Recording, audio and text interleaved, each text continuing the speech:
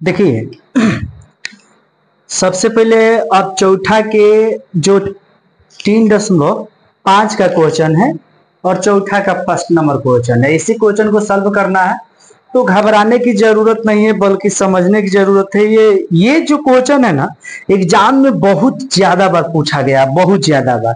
आप इस क्वेश्चन को हम उम्मीद कर रहे हैं कि कम से कम 4 से 5 बार पूछा गया होगा, लेकिन इसको समझना बहुत जरूरी है। ठीक है, तो चलिए सबसे पहले ये डाल देते हैं। एक्सरसाइज जो है ना 3.5 है और ये क्वेश्चन नंबर है चौथा का फर्स्ट नंबर। ठीक है ना, चौथा का फर्स्ट नंबर है। मैं पढ़ दूंगा और बता भी दूंगा और आप लोग भी किताब से मिला लीजिएगा और मिलाने के बाद सही से उसको एक्सप्लेन कर लीजिएगा। और एक्सप्लेन करने के बाद हम तो यहाँ पे बना ही रहे हैं क्वेश्चंस, ठीक है ना। तो इसमें सबसे पहले जो क्वेश्चन फर्स्ट नंबर जो दिया है, इसी क्वेश्चन को हम पढ़ ले रहे हैं कि निम्न समस्याओं में से रैखिक समीकरणों की युग्म बनाइए और उनके हल अस्तित्व है कि या नहीं है किसी बीजगणितीय विधि से ज्ञात करना है। भाव बीजगणितीय विधि से ज्ञात करना है तो घबराने की जरूरत नहीं है, यानी इसका आंसर जो आएगा उससे ग्राफ विधि पर भी शो कर देना है। ठीक है, तो इससे कोई घबराने की बात नहीं है। तो सबसे पहले हम बात कर लेंगे क्वेश्चन नंबर 1 पे। इसमें दिया है एक छात्रावास के मासिक व्यय का एक भाग नियत है तथा शेष इस पर निर्भर करता है कि छात्र ने कितने दिन भोजन लिया है। जब एक विद्यार्थी ए को जो 20 दिन भोजन करता है तो 1000 रुपया देना पड़ता है। कितना रुपया देना पड़ता है? 1000 रुपया देना पड़ता है। वो 20 दिन भोजन करता है ना, तो उसको 1000 रुपया देना पड़ता है। ठीक है ना। जबकि एक विद्यार्थी बी को 26 दिन भोजन कराया जाता है तो उसे 1180 रुपया अदा करना पड़ते हैं। तो इसका नियत व्यय और प्रतिदिन भोजन का मूल्य ज्ञात करना है। ठीक है, तो आइए सबसे पहले समझते हैं फर्स्ट नंबर क्वेश्चन को। ठीक है ना, लिखेंगे प्रश्न से माना कि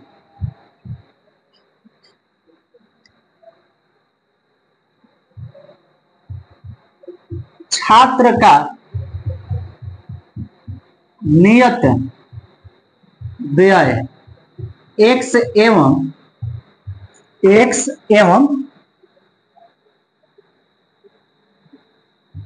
प्रतिदिन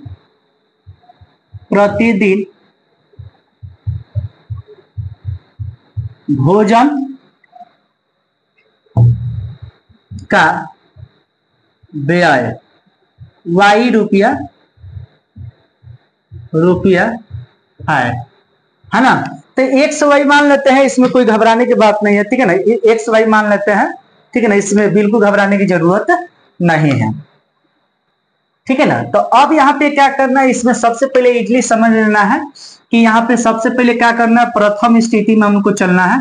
जैसे कि यहाँ लिख देंगे x प्लस लिख देंगे कितना, तो ये फर्स्ट वाला जो दिया है ना, इसमें दिया है आपको 20 दिन भोजन कराया जाता है। तो 20 लिख देते हैं कितना,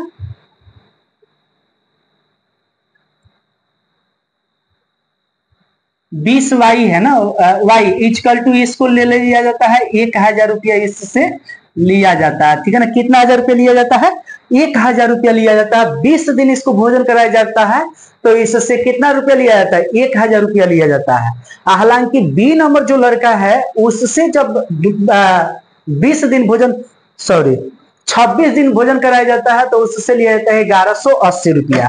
तो यहाँ पे लिख देते हैं तथा, इसको कर लेंगे समीकरण 1 और यहाँ पे लिख देंगे तथा, और तथा लिखने के बाद लिख देंगे x प्लस कितना 26 दिन है तो 26 वाई इक्वल टू कर देंगे 1100 कितना 80 रुपया। ठीक है ना, तो इस बात को समझना कि ये हो जाएगा समीकरण 2 नंबर। ठीक है ना। देखिए इस क्वेश्चन में सबसे पहले इजली ये समझना है कि यहाँ पे जो लड़का ये है, जो माने ए वाला जो लड़का है, यहाँ पे 20 दिन भोजन करता है तो उससे 1000 रुपया, मतलब रेस्टोरेंट वाला यानी हॉस्टल वाला जो भी हो 1000 रुपया उनसे अदा करता है यानी लेता है। और ये 26 दिन यानी 26 दिन ये भोजन करता है, तो इससे 1180 रुपया इससे लिया जा रहा है, ठीक है ना। तो 1180 रुपया लिया जा रहा है। तो आइए हम सबसे पहले चलते हैं, अप्रतिस्थापन विधि से चलेंगे या विलोपन विधि से चलेंगे या ब्रजगुणन विधि से चलेंगे। ये आपके ऊपर डिपेंड करता है कि आप किससे चलेंगे और एकदम सटीक आंसर ला सकते हैं।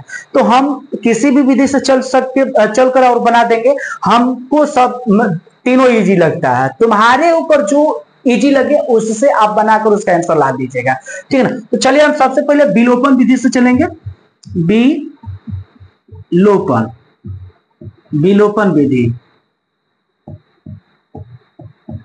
विधि से चल देंगे। तो सबसे पहले आप यहां पे लिख देंगे विलोपन विधि से, और यहां पे लिख देंगे समीकरण 1 को समीकरण 2 में से घटाने पर। अगर यहां पे आप लिखते हैं तो सही है, अगर नहीं लिखते हैं तो जहां समीकरण इकट्ठा कीजिएगा, एक जगह कीजिएगा, वहां पे आप नीचे माइनस और प्लस शो कर सकते हैं, वहां से भी सही हो जाएगा। तो यहां पे लिख देंगे कितना, आप लिखेंगे प्लस में x plus 26, y equal to लिख देंगे 1180, और यहां पे लिख देंगे कितना, x प्लस में लिख देंगे कितना 20 लिख देंगे, y इक्वल टू लिख देंगे 1000 लिख देंगे, ठीक है ना। अब यहाँ पे क्या करना है बाबू, यहाँ पे सबसे बड़ी सिचुएशन लड़कों के अंदर ये होता है कि सर मुझे तो समझ में नहीं आया कि आप यहाँ प्लस प्लस दिया है और आप यहाँ पे माइनस कैसे कर लिया है। तो बाबू सबसे पहले इस बात को समझो कि हमने हिंदी क्या लिखा है कि समीकरण 1 को समीकरण 2 में से घटाने पर, यानी घटाना है तो माइनस होगा, क्या होगा, माइनस। तो ये बात तो तुमको याद रखना है कि यानी 26 में से तुमको किसको घटा लेना है, 20 को घटा लेना है। तो जो सेम है, जैसे ये सेम है तो कट जाएगा, और ये घट जाएगा तो कितना हो जाएगा, 6y हो जाएगा इक्वल टू में, ये घटेगा तो कितना हो जाएगा, ये घटेगा तो 180 हो जाएगा, कितना हो जाएगा, 180 हो जाएगा। तो यहां लिख देंगे बाबू 180 इक्वल टू लिख देंगे 180, सॉरी y इक्वल टू लिख देंगे 180, और y में लिख देंगे 6, और 6 18 होता है, इसको काट देंगे। तो यहाँ पे हो जाएगा y इक्वल टू कितना हो जाएगा, 6 18 यानी 30 हो जाएगा, कितना आ जाएगा, 30 हो जाएगा। y के मान कितना आ गया, 30। लेकिन y के मान यहाँ पे आया प्रतिदिन व्यय, यानी प्रतिदिन भोजन का व्यय आया है कितना, 30 दिन आया, 30 आया है, ठीक है ना। तो यहाँ पे लिखेंगे y का मान समीकरण, अब देखिए यहाँ पे जो y का मान आया है, यहाँ पे एक चीज मैं बता दे रहा हूं, यहाँ y के जो मान आया है ना, आप समीकरण 1 में, समीकरण 2 में, आपको जिसमें इच्छा करेगा आप उसमें रखिएगा, आंसर एकदम सटीक आएगा, घबराने की जरूरत नहीं है। तो यहाँ पे लिखेंगे y का मान समीकरण 1 में रखने पर।